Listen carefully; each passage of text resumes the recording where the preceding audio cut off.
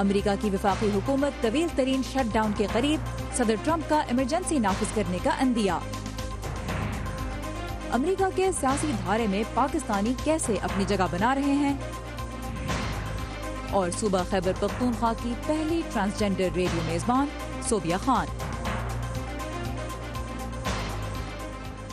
السلام علیکم، voice of America کے واشنگٹن اسٹوڈیو میں آپ سب کو خوش آمدید۔ ویو 360 کے ساتھ میں ہوں سارہ زمان۔ اطلاعات کے مطابق شام میں داعش کے خلاف لڑنے والی امریکی افواج کے انخلاء کا آغاز ہو گیا ہے۔ امریکی فوج کے ترجمان کرنل شان رائن نے ایک بیان میں کہا ہے کہ شام سے امریکی فوج کی واپسی کے عمل کا باضابطہ آغاز ہو گیا ہے، تاہم سیکیورٹی کے پیش نظر وقت، مقام اور فوجیوں کی نقل و حرکت کے بارے میں معلومات نہیں جاری کی جائیں گی۔ 19 دسمبر کو صدر ڈونلڈ ٹرمپ نے شام سے امریکی فوجیوں کو جلد واپس بلانے کا اعلان کیا تھا، جس کے بعد سے انتظامیہ کی جانب سے انخلاء سے متعلق ملے جلے پیغامات سامنے آ رہے تھے۔ شام سے امریکی فوج کے انخلاء کے معاملے پہ اتحادیوں سے بات چیت کے لیے امریکی وزیر خارجہ مائک پومپیو مشرق وسطیٰ کے دورے پہ ہیں، جہاں انہوں نے ایک اہم خطاب میں کہا ہے کہ مشرق وسطیٰ میں امریکہ کی پالیسیوں کا اب نیا آغاز ہو رہا ہے۔ مصر کے دارالحکومت قاہرہ میں واقع امریکن یونیورسٹی میں خطاب کرتے ہوئے امریکی وزیر خارجہ نے کہا کہ اب سے امریکہ خطے میں مزید متحرک کردار ادا کرے گا، کیونکہ جب وہ پیچھے ہٹتا ہے تو مزید افراتفری پھیلتی ہے۔ انہوں نے خطے کے مسائل کے لیے ایران کو ذمہ دار ٹھہرایا۔ اچھی خبر یہ ہے کہ خود پر طاری کی گئی امریکی شرم کا خاتمہ ہو چکا ہے، اور اس کے ساتھ ہی ان پالیسیز کا بھی جنہوں نے اتنی زیادہ غیر ضروری تکلیف کو جنم دیا۔ اب اصل میں نئی شروعات کا دور ہے۔ ان لوگوں کے لیے جو امریکی طاقت کے استعمال پر تنقید کرتے ہیں، یاد رکھیے کہ امریکہ ہمیشہ ایک آزاد کرنے والی قوت رہا ہے اور رہے گا، نہ کہ ایک قابضانہ طاقت۔ ہم نے کبھی بھی مشرق وسطیٰ میں غلبہ حاصل کرنے کا خواب نہیں دیکھا۔ کیا یہی بات آپ ایران کے بارے میں کہہ سکتے ہیں؟ 10 برس پہلے اسی مقام سے صدر براک اوباما نے مسلم دنیا کے ساتھ امریکہ کے تعلقات کو از سر نو قائم کرنے کے بارے میں ایک تاریخی خطاب کیا تھا۔ سیکرٹری پومپیو کے اس خطاب کو صدر اوباما کی اس پالیسی کو مسترد کرنے کے ایک اقدام کے طور پہ بھی دیکھا جا رہا ہے۔ امریکی حکومت اب ملک کی تاریخ کے طویل ترین شٹ ڈاؤن میں داخل ہو چکی ہے۔ جزوی شٹ ڈاؤن کو آج 21 روز مکمل ہونے والے ہیں۔ صدر ٹرمپ اور ڈیموکریٹس کے درمیان میکسیکو کے ساتھ سرحد پہ دیوار کی تعمیر کے لیے بجٹ کے بارے میں اختلافات جو ہیں ختم ہوتے نظر نہیں آ رہے۔ صدر ٹرمپ نے ایک مرتبہ پھر عندیہ دیا ہے کہ وہ ایمرجنسی نافذ کر کے دیوار کی تعمیر خود شروع کروا سکتے ہیں۔ اس وقت تازہ ترین تفصیلات کے لیے ہم چلیں گے نیلوفر مغل کے پاس، جو کیپٹل ہل پہ موجود ہیں۔ نیلوفر، بتائیے گا کیا ہوا ہے پچھلے 24 گھنٹوں کے دوران؟ سارا، امریکی صدر ڈونلڈ ٹرمپ نے میکسیکو کے ساتھ جو سرحد ہے اس کا کل دورہ کیا، جہاں انہوں نے سرحد پر دیوار تعمیر کرنے کے لیے فنڈنگ کا جو اپنا مطالبہ ہے اس کو ایک دفعہ پھر دہرایا ہے، اور اسی فنڈنگ کے مطالبے کی وجہ سے حکومت جو ابھی تک شٹ ڈاؤن کا شکار ہے، اس کے بارے میں ڈیموکریٹس کا کہنا ہے کہ صدر ٹرمپ کو چاہیے کہ وہ بل کی منظوری اور فنڈنگ کے اس مطالبے کو علیحدہ رکھے، اور زور دیا ہے کہ وہ جلد از جلد ایک ایسے بل کی منظوری دے جس کی وجہ سے حکومت کو دوبارہ بحال کیا جا سکے۔ مزید تفصیلات دیکھتے ہیں اس رپورٹ میں۔ صدر ٹرمپ نے سرحدی دیوار کے اپنے منصوبے کا کیس مضبوط کرنے کے لیے گزشتہ روز ٹیکساس میکسیکو سرحد کا دورہ کیا۔ اس وقت ہنڈوراس میں ایک کارواں بن رہا ہے، یہ پہلے کے قافلوں سے بڑا ہوگا۔ جب وہ آئے گا تو ہم اس سے نمٹ لیں گے۔ اگر یہاں سرحد پر دیوار ہوتی تو ہمیں کوئی مسائل نہ ہوتے۔ صدر ٹرمپ نے ان حکام اور خاندانوں سے ملاقات کی جنہوں نے انہیں سرحد پر جرائم، منشیات اور انسانی اسمگلنگ کے بحران کی تفصیلات بتائیں۔ وہ بحران جو ڈیموکریٹس کے مطابق امریکی صدر نے اپنی تجویز کردہ سرحدی دیوار کے لیے $5.7 بلین کی فنڈنگ حاصل کرنے کے لیے گھڑا ہے۔ اس تنازع کی وجہ سے وفاقی حکومت 3 ہفتوں سے جزوی طور پر بند ہے۔ ایوان نمائندگان کی اسپیکر نینسی پیلوسی نے ریپبلکنز پر زور دیا ہے کہ وہ حکومت کو کھولنے کے بل کی منظوری دیں۔ صدر کے چڑچڑے اور ضدی پن سے جو ڈرامہ لگا ہوا ہے اس کو دیکھتے ہوئے میں ایک بار پھر کہتی ہوں کہ ہم سب بارڈر سیکیورٹی کی حمایت کرتے ہیں۔ صدر نے دھمکی دی ہے کہ وہ کانگریس میں ڈیموکریٹس کو چھوڑ کر ایک نیشنل ایمرجنسی نافذ کر دیں گے، چاہے یہ ایک قانونی چیلنج بن جائے۔ ہم نیشنل ایمرجنسی کا اعلان کر سکتے ہیں، جو ہمیں نہیں کرنا چاہیے۔ یہ صرف سمجھنے والی بات ہے۔ جارج ٹاؤن یونیورسٹی کے اسٹیون بیلٹ کا کہنا ہے کہ سارے معاملے میں سیاسی طور پر اتنا کچھ داؤ پر لگا ہے کہ اس سے نکلنا مشکل دکھائی دیتا ہے۔ یہ ان کے دوبارہ انتخاب کی کوشش کا اہم جزو ہے۔ اس کا ان کے 2016 کے انتخاب میں بھی اہم کردار تھا۔ امیگریشن اور بارڈر سیکیورٹی ان کے لیے اہم تھے، اور وہ ان معاملات کو جب تک چاہیں استعمال کر سکتے ہیں۔ اسی دوران واشنگٹن میں سینکڑوں افراد نے حکومت کی بندش کے خلاف احتجاج کیا ہے۔ ان میں سے بہت سے فرلو کر دیے گئے وفاقی ملازمین تھے جو اس شٹ ڈاؤن کے دوران بغیر تنخواہ کے گھر بیٹھے ہیں، جو تاریخ میں لمبے ترین شٹ ڈاؤن سے کچھ ہی دن دور ہے۔ اور 8 لاکھ سے زیادہ ملازمین جو اس شٹ ڈاؤن کی وجہ سے متاثر ہوئے ہیں، اس کا جلد خاتمہ ہوتا نظر نہیں آ رہا، لیکن امریکی صدر ڈونلڈ ٹرمپ نے کہا ہے کہ وہ جلد ہی ایک ایسے بل کی بھی منظوری دیں گے جس کے تحت جب یہ شٹ ڈاؤن ختم ہو جائے گا تو ان وفاقی ملازمین کو ان کے بقایا جو تنخواہیں ہیں وہ ادا کر دی جائیں گی۔ جی سارا۔ آلرائٹ، نیلوفر مغل ہمارے ساتھ تھیں کیپٹل ہل سے، تھینک یو نیلوفر۔ امریکہ کی 116ویں کانگریس اقلیتوں اور خواتین کی نمائندگی کے اعتبار سے ملک کی تاریخ کی متنوع ترین کانگریس ہے۔ پہلی بار فلسطینی اور صومالی نژاد مسلمان خواتین بھی اس کی رکن ہیں، لیکن اب تک کوئی پاکستانی نژاد امریکی کانگریس تک نہیں پہنچا۔ ثاقب الاسلام بتا رہے ہیں کہ کیسے کانگریس میں بڑھتا ہوا تنوع پاکستانی امریکنز کو بھی سیاسی اعتبار سے اب متحرک کر رہا ہے۔ السلام علیکم۔ Pakistani American political action committee یا پاک پیک امریکہ کی دونوں بڑی جماعتوں ڈیموکریٹس اور ریپبلکنز کے ساتھ مل کر کام کرتی ہے تاکہ سیاست دان اس ملک میں آباد پاکستانیوں کے مفادات اور مسائل کو بھی فیصلہ سازی میں مد نظر رکھیں۔ Future of America is here with you today. Give a round of applause. پاک پیک کے صدر جلیل خان کہتے ہیں کہ موجودہ کانگریس بہت اہمیت کی حامل ہے، اسی لیے ان کے اور پاکستانی کمیونٹی کے درمیان رابطے مضبوط بنانا ضروری ہے۔ امریکہ کی 116ویں کانگریس نے حلف اٹھا لیا ہے اور آج یہاں واشنگٹن ڈی سی میں Pakistani American political action committee نے 116ویں کانگریس کے کچھ اراکین کو، نومنتخب اراکین کو یہاں ویلکم کرنے کے لیے یہ تقریب منعقد کی تھی۔ 21% نئے کانگریس مین آئے ہیں، اس میں سب سے زیادہ تعداد ویمن کی ہے۔ We are the face of this new Congress. I would not be here but for the support of PAC. I would not, and your community. Thank you. امریکی کانگریس کی پہلی 2 مسلمان اراکین الہان عمر اور رشیدہ طلیب کہتی ہیں کہ ان کی جیت میں پاکستانی کمیونٹی کا بھی حصہ ہے۔ جب میں نے پاکستانی کمیونٹی سے مشیگن میں الیکشن لڑنے کے لیے مدد مانگی تو انہوں نے یہ نہیں پوچھا کہ کیا آپ جیت سکتی ہیں، انہوں نے یہ پوچھا کہ یہ بتائیے چیک کس کے نام لکھنا ہے۔ لیکن پاک پیک کی سابق صدر اور کمیونٹی لیڈر رفت چغتائی کا کہنا ہے کہ آنے والے سالوں میں وہ پاکستانی امریکیوں کو کانگریس کا رکن دیکھنا چاہتی ہیں۔ ہمارے لوگوں میں تھوڑا سا نیچے ری ایکشن ہوتا ہے اور وہ کھڑے ہو جاتے ہیں، اگر ان کے 100 دوست کہتے ہیں کہ بھئی تم کھڑے ہو جاؤ تمہیں بہت پاپولر ہو تو وہ کھڑے ہو جاتے ہیں، but there is a mechanism to run a campaign, اور اس کے لیے ہم ینگ پاکستانی امریکنز کو انڈکٹ کرتے ہیں تاکہ وہ گراؤنڈ سے سیکھیں کہ کیمپین کیسے چلتی ہے۔ رفت کے مطابق پاک پیک کی کوشش ہے کہ پاکستانی امریکن نوجوان اور کانگریس کے اراکین کے درمیان تعلق مضبوط ہو، نوجوان ان سیاستدانوں کے ساتھ کام کریں تاکہ انہیں امریکی سیاسی نظام اور انتخابات کے بارے میں زیادہ سے زیادہ معلومات حاصل ہوں۔ جتنی اچھی طرح ہم اپنے آپ کو خود ریپرزینٹ کر سکتے ہیں وہ کوئی نہیں کر سکتا۔ امریکی اراکین کانگریس بھی عام پاکستانیوں کے ساتھ رابطوں کو اہم قرار دیتے ہیں۔ پاکستانی امریکن کمیونٹی اس لیے ضروری ہے کہ جب حکومتیں رابطے میں نہ ہوں تو لوگوں میں رابطے رہنے چاہیے۔ امریکہ کی نئی کانگریس نسلی تنوع کے اعتبار سے تاریخی ہے۔ پاک پیک کا کہنا ہے کہ یہ تنوع انہیں امید دیتا ہے کہ امریکہ کے سیاسی دھارے میں ان کے لیے بھی جگہ ہے۔ ثاقب الاسلام، وائس آف امریکہ، واشنگٹن۔ قومی سطح کی سیاست کا حصہ بننے کا آغاز عموماً مقامی سیاست سے ہی ہوتا ہے۔ امریکی ریاست نیو جرسی میں پہلی مرتبہ ایک پاکستانی نژاد خاتون صدف جعفر میئر منتخب ہوئی ہیں۔ ان سے آج ہمیں ملوا رہے ہیں انجمن آپٹے۔ ریاست نیو جرسی کے مونگومری ٹاؤن شپ کی نئی میئر صدف جعفر مقامی بزنس کمیونٹی سے ان کی ضرورتوں کے بارے میں جاننے کی کوشش کر رہی ہیں۔ صدف امریکہ کے مشرقی علاقے یا ایسٹ کوسٹ کی کسی بھی ریاست میں منتخب ہونے والی پہلی پاکستانی اور جنوبی ایشیائی خاتون میئر ہیں۔ مجھے اپنے ٹاؤن کے جنوبی ایشیائی اور غیر جنوبی ایشیائی دونوں طرح کے لوگوں سے کئی پیغامات ملے ہیں۔ ان میں انہوں نے اس فخر کا اظہار کیا ہے کہ اب ان کا شہر یہ دعویٰ کر سکتا ہے کہ ہم سب کو ساتھ لے کر چلنے پر یقین رکھتے ہیں، اور یہ کہ ہم اپنی نمائندگی کے لیے صرف قابلیت کی بنیاد پر انتخاب۔ ہارورڈ یونیورسٹی سے PhD حاصل کی اور اس وقت نیو جرسی کی پرنسٹن یونیورسٹی میں پڑھا بھی رہی ہیں۔ اپنی کمیونٹی کی بہتری کے لیے کام کر کے وہ اپنی ذمہ داری نبھانا چاہتی ہیں۔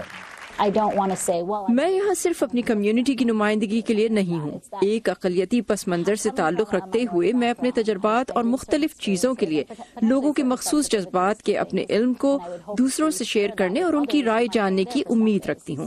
میرے لیے گورننس اور کمیونٹی کی تعمیر تمام کا تعلق یکجہتی سے ہے اور میں اس ہی پر فوکس کرنا چاہتی ہوں۔ مونٹگومری ٹاؤن شپ میں لوگوں کو میئر جعفر سے کافی امیدیں ہیں۔ اس میٹنگ میں شرکت کے لیے انہوں نے ہمیں اپروچ کیا۔ میں مونٹگومری بزنس ایسوسی ایشن کے ساتھ کئی سالوں سے ہوں اور ایسا پہلی بار ہوا ہے۔ ہم اپنے ٹاؤن میں بزنسز اور شاپ لوکل پروگرام کو سپورٹ کرنے کے لیے ان کے ساتھ کام کرنا چاہتے ہیں۔ میئر صدف جعفر جنوبی ایشیائی کمیونٹی، خاص کر خواتین کے لیے کام کرنے والی تنظیموں سے بھی منسلک ہیں۔ وہ امید کرتی ہیں کہ ان کی کامیابی دوسری خواتین کی پالیٹکس میں آنے کی حوصلہ افزائی کرے گی۔ پہلا ہونا بہت ایکسائٹنگ ہے، لیکن میں یہ بھی نہیں چاہتی کہ میں آخری ہوں۔ میں امید کرتی ہوں مجھے دیکھ کر لوگ سوچیں کہ وہ بھی ایسا کر سکتے ہیں۔ میئر صدف جعفر 2019 کے آخر تک اس پوزیشن میں رہیں گی۔ Ayushman Apte, VOA news, Montgomery, New Jersey. صوبہ خیبر پختونخوا میں اس سال کا پہلا پولیو کیس سامنے آ گیا ہے۔ اس خبر کی تفصیل سمیت پاکستان اور دنیا بھر سے اہم خبروں اور دلچسپ معلومات کے لیے آئیے ہماری ویب سائٹ urduvoa.com پر۔ اس کے علاوہ facebook.com/VOA اردو کے پیج پر بھی آپ ہماری تمام تر کانٹینٹ بآسانی پڑھ اور دیکھ سکتے ہیں اور اس پر اپنی رائے بھی ہمارے ساتھ شیئر کر سکتے ہیں۔ پاکستان میں ان دنوں سوشل میڈیا پر ایک ویڈیو گردش کر رہی ہے جس میں صوبہ خیبر پختونخوا میں ایک محفل میں رقص کے دوران خواجہ سراؤں پر اچانک ایک شخص فائرنگ شروع کر دیتا ہے۔ اس شخص کو پولیس گرفتار کر چکی ہے۔ خوش قسمتی سے اس موقع پر کوئی جانی نقصان بھی نہیں ہوا، مگر اس ویڈیو سے ایک مرتبہ پھر پاکستان میں خواجہ سراؤں کو درپیش خطرات کا اندازہ ہوتا ہے، خصوصاً KPK میں، جہاں رپورٹس کے مطابق 2015 سے اب تک کم از کم 60 خواجہ سراؤں کو قتل کیا جا چکا ہے۔ تو پشاور سے عمر فاروق اس وقت ہمیں ملوا رہے ہیں صوبیہ خان سے، صوبے کی پہلی ٹرانسجینڈر ریڈیو ہوسٹ جو خواجہ سراؤں کے بارے میں لوگوں کی رائے بدلنے کی کوشش کر رہی ہیں۔ پشاور سے تعلق رکھنے والی صوبیہ نہ صرف اعلیٰ تعلیم حاصل کر رہی ہیں بلکہ مقامی ریڈیو میں میزبان کے طور پر بھی کام کر رہی ہیں۔ وہ میرے پروگرام کو اتنے لائک کرتے کہ لوگ ویٹ کر رہے ہوتے کہ جمعرات کا دن کب آئے گا کہ میں صوبیہ کا انٹرویو سنوں۔ صوبیہ خان کہتی ہیں کہ لوگوں کا خیال ہے کہ خواجہ سراں ناچ گانے کے علاوہ کوئی کام نہیں کر سکتے، لیکن وہ اپنے ریڈیو پروگرام کے ذریعے لوگوں کی اس سوچ کو بدلنا چاہتی ہیں۔ کم از کم میں یہاں پر 9 یا 10 مہینوں یہاں پر میں کام کر رہی ہوں۔ ابھی لوگوں کو پتہ چل رہا ہے کہ ٹرانسجینڈر صرف ناچ گانے کی نہیں، ہر شعبے میں وہ کام کر سکتی ہے۔ Tribal news network radio کی انتظامیہ کا کہنا ہے کہ صوبیہ جیسے افراد کو معاشرے کا فعال رکن بنا کر ان میں مثبت شمولیت کا احساس پیدا کیا جا سکتا ہے۔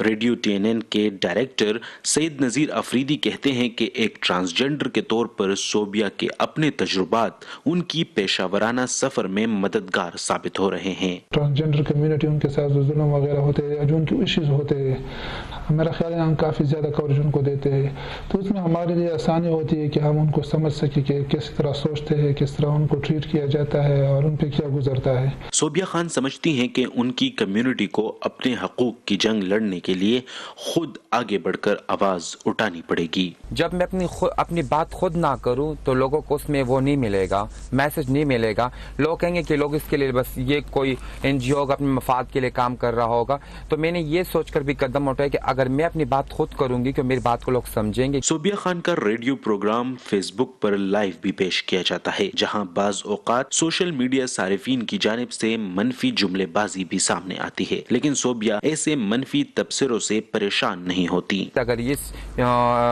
پلیٹ فارم کو چھوڑ دوں گی لوگوں کا تو حوصلہ اور بھی بڑھ جائے گا، تو میں ان لوگوں کو حوصلے کو توڑ رہی ہوں۔ صوبیہ خان جانتی ہے کہ معاشرے کی سوچ ایک دن میں نہیں بدلی جا سکتی، پھر بھی وہ اپنی اور اپنی کمیونٹی کے لیے باوقار روزی اور عزت نفس سے بھرپور زندگی کا خواب دیکھتی ہیں اور اس کے لیے اپنی سی کوشش کر رہی ہیں۔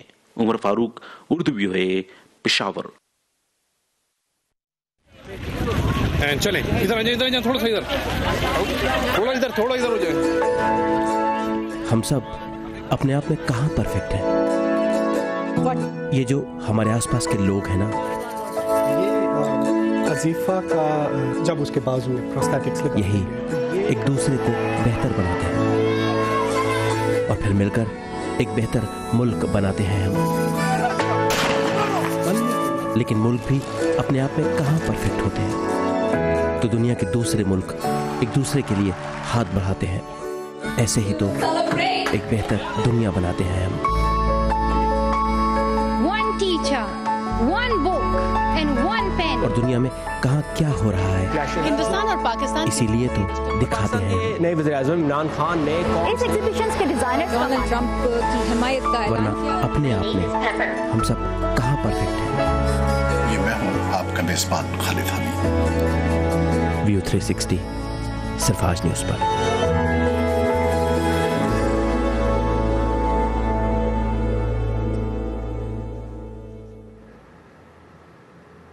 اب چلتے ہیں جنوبی لبنان، جہاں ایک بیکری دو حوالوں سے مشہور ہے، ایک تو اپنی لذیذ جرمن ڈبل روٹی کے لیے اور دوسرا ان لوگوں کے لیے جو وہاں کام کرتے ہیں۔ یہ سب خصوصی ضروریات کے حامل افراد ہیں جو یہ ثابت کر رہے ہیں کہ مسئلہ ان کی صلاحیتیں نہیں، معاشرے کی سوچ ہے۔ علی کردی اور ان کی ٹیم جنوبی لبنان میں واقع ایک بیکری چلا رہے ہیں جس کی خاصیت یہاں تیار کی جانے والی جرمن بریڈز ہیں۔ لوگ حیران تھے جب میں نے بیکنگ شروع کی۔ لبنانی لوگوں نے اس طرح کی بریڈ پہلے نہیں دیکھی تھی، اب وہ مجھے اس حوالے سے جانتے ہیں۔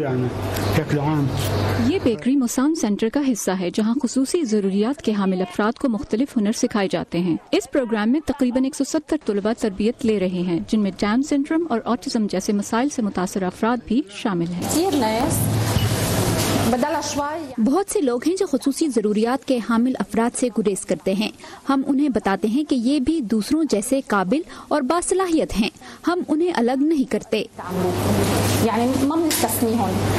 بیکنگ سے بزنس سنبھالنے تک یہ افراد تمام امور بخوبی انجام دے رہے ہیں۔ یہ بیکری مقامی اور غیر ملکی افراد میں یکساں مقبول ہو چکی ہے۔ میں اس بیکری سے کبھی خریداری کرتی ہوں کیونکہ اس کا ذائقہ مجھے اپنے ملک بیلاروس کی یاد دلاتا ہے۔ مجھے یہ دکان بہت پسند ہے۔ قوت گویائی اور سماج سے محروم 35 سالہ کردی نے یہاں بطور اسٹوڈنٹ آغاز کیا تھا، آج وہ 12 افراد کی نگرانی کر رہے ہیں۔ جب میں یہاں آیا تو مجھے صفائی پر لگا دیا گیا اور بیکنگ کو ہاتھ نہیں لگانے دیا جاتا تھا، لیکن میں نے دیکھ کر یہ کام خود ہی سیکھ لیا۔ کردی کے لیے یہ کام اپنے خاندان کو سہارا دینے کے لیے ایک ذریعہ معاش مہیا کرتا رہا ہے۔ ہمیں ابھی تک علی کا کوئی متبادل نہیں مل سکا جو ان کی طرح تنہا بیکری سنبھال سکے۔ اگر وہ بیمار ہوں یا کام چھوڑ کر چلے گئے تو ہمارے پاس ان جیسا کوئی اور موجود نہیں۔ شاید اس بیکری کی خاصیت یہاں کی بریڈز نہیں بلکہ یہاں کام کرنے والے خصوصی ضروریات کے حامل یہ افراد ہیں۔ جیسے سمیونی کے ساتھ فائزہ بخاری، وائس آف امریکہ۔ ایک اندازے کے مطابق دنیا بھر میں تقریباً 1 ارب لوگ انگریزی زبان بولتے ہیں اور 2 ارب سے زیادہ یہ زبان بولنا سیکھ رہے ہیں، لیکن انگریزی کی گرامر آسان نہیں ہے ان کے لیے بھی جن کی یہ مادری زبان ہے۔ تو آئیے ملتے ہیں ایک ماہر لسانیات سے جو نیو یارک کے زیر زمین ٹرین سسٹم میں گرامر کی موبائل ٹیوشن دے رہی ہیں۔ ایک فولڈ ہو جانے والی میز، کتابیں، مسکراہٹ اور انگریزی گرامر کی گہری معلومات۔ ایلن جوون کے پاس ہر چیز جس کی ضرورت پڑ سکتی ہے موجود ہے، اور گرامر کا شوق رکھنے والوں کے لیے اب یہ ایک سٹاپ بن گیا ہے۔ جوون کو انگریزی گرامر سے محبت ہے اور وہ اسے فروغ دے رہی ہیں۔ وہ اور ان کے شوہر ایک بزنس کمیونیکیشن ڈیولپمنٹ کمپنی کے مالک ہیں۔ روایتی آن لائن کلاسیں ان کی زندگی ہیں، لیکن انہوں نے چیزوں کو دلچسپ بنانے کا فیصلہ کیا اور نیو یارک شہر کے سب وے ٹرین سسٹم اور گلیوں میں کیمپ قائم کیا۔ میں نے سائن لگایا اور 30 سیکنڈ میں ہی آگے بڑھ کر کسی نے سوال پوچھا کہ میرے خیال میں ڈونلڈ ٹرمپ کو کتنے الفاظ آتے ہیں۔ حالانکہ یہ گرامر سے زیادہ سیاسی سوال ہے، لیکن جوون کا ماننا ہے کہ بہتر گرامر جاننے سے لوگ ایک دوسرے کو عالمی سطح پر بہتر جان پائیں گے۔ طلباء، پینشن پر گزارا کرنے والے، انجینئرز، خاکروب، اداکار یا ساتھی ماہر لسانیات، گرامر ٹیبل ان سب کو متوجہ کرتی ہے جو انگریزی زبان کو پراسرار پاتے ہیں۔ جیسا کہ اگر میں کہوں کہ اس نے سلاد، اسپیگیٹی اور سوڈا آرڈر کیا ہے تو اس سے پہلے انگریزی میں آپ کوما لگا سکتے ہیں اور اسے آکسفورڈ کوما یا کبھی کبھار سیریل کوما بھی کہتے ہیں۔ نیو یارک سب وے کے مسافروں نے جلد ہی نئی خاتون کو اپنا لیا۔ گانے بجانے والے، اساتذہ اور پولیس اہلکار اکثر رک کر ان سے باتیں کرتے ہیں۔ ایسی چیزیں جو زبان اور کلچر سے تعلق رکھتی ہیں تو یہ دوسری چیزوں کے مقابلے میں تازہ جھونکا ہے۔ تمام سوالات انگریزی میں یا انگریزی سے متعلق نہیں۔ جوون ہسپانوی، اطالوی، پرتگالی، جرمن، فرینچ، چینی، کورین اور جاپانی روانی سے بولتی ہیں اور کچھ دوسری نئی زبانیں بھی سیکھ رہی ہیں۔ نینا وشنیوا کے ساتھ صبا شاہ خان، وائس آف امریکہ۔ کہتے ہیں کہ خبریں तो भाई लोकल होती हैं, लेकिन जब हमारे और दुनिया भर के मसाइल एक से लगने लगे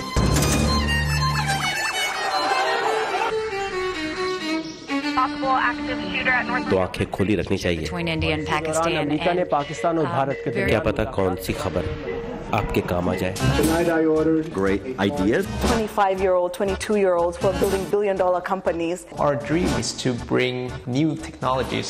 View 360 सिर्फ आज न्यूज़ पर। हॉलीवुड में अवार्ड सीजन का बाकायदा आगाज गोल्डन ग्लोब्स के साथ हो गया। ऑस्कर से पहले गोल्डन ग्लोब्स अक़लियतों से ताल्लुक़ रखने वाले अदाकारों के लिए एक कामयाब रात रही। इस हफ्ते का हॉलीवुड हाईलाइट्स का राउंड अप लेकर आई हैं वर्दा खलील। बुक करार पाई। अब देखना यह है कि गोल्डन ग्लोब जीतने वाले ऑस्कर्स की रात कितने कामयाब होते हैं।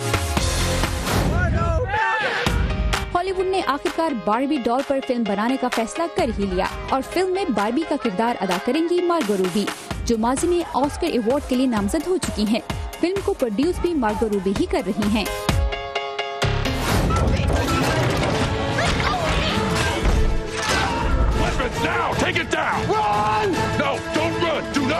और बड़े पर्दे पर कामयाबी हासिल करने के बाद लगता है जॉन सीना रेसलिंग से रिटायर होने का सोच रहे हैं।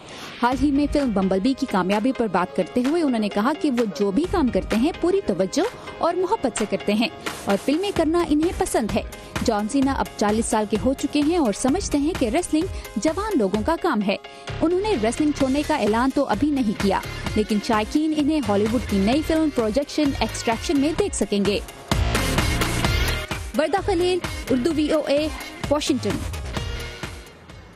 आज जाने से पहले एक तस्हीह करना जरूरी है। इस हफ्ते हमने व्यू 360 में पाकिस्तान पर कर्जों के रिकॉर्ड हजम पर गुफ्तगू की, लेकिन आदाद शुमार बताते हुए अरब और खरब की कुछ गलती हो गई। दुरुस्त नंबर्स कुछ इस तरह हैं कि स्टेट बैंक ऑफ पाकिस्तान की ताज़ा तरीन रिपोर्ट के मुताबिक मुल्क पर इस वक्त कर्जों का कुल बोझ 26,452 अरब रुपए के करीब है। इसमें से गैर मुल्की कर्जों की कुल तादाद 9,129 अरब रुपए से कुछ ज़्यादा है, जबकि अंदरूनी कर्जे 17,322 अरब रुपए से कुछ बढ़कर हैं।